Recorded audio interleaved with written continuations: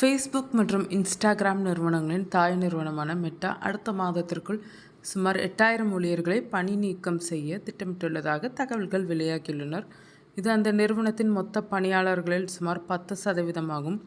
மே 20ஆம் தேதி இந்த முதல்கட்ட பணி நீக்கம் தொடங்கும் என்றும் ஆண்டின் 2ஆம் பாதியில் மேலும் பல ஊழியர்கள் நீக்கப்படலாம் என்றும் செய்தி நிறுவனம் ஒன்று தெரிவித்துள்ளது. செயற்கை நுண்ணறிவு தொழில்நுட்பத்தில் அதிக முதலீடு செய்து வரும் மெட்டா தனது நிறுவன கட்டமைப்பை மறுசீரமைக்கும் முயற்சியில் ஈடுபட்டுள்ளது. தலைமை நிர்வாக அதிகாரி மார்க் ஜூக்கர்பெர்க் மெட்டாவை ஒரு AI மைய நிறுவனமாக மாற்றும் நோக்கில் நூற்றுக்கணக்கான பில்லியன் டாலர்களை செலவிட்டு வருகிறார்.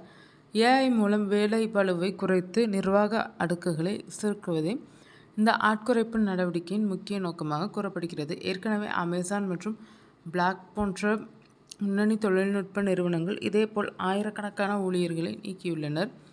தொழில்நுட்பத் துறையில் இந்த ஆண்டு மட்டும் இதுவரை 73,000க்கும் அதிகமானோர் வேலை இழந்துள்ளனர். மெட்டா நிறுவனம் தற்போது லாபத்தில் இயங்கி வந்தாலும் எதிர்கால தேவைகளை கருதி திறன்மிகு ஆண்டு என்ற அடிப்படையில் இந்த அதிரடி மாற்றங்களை மேற்கொண்டு வருகிறது.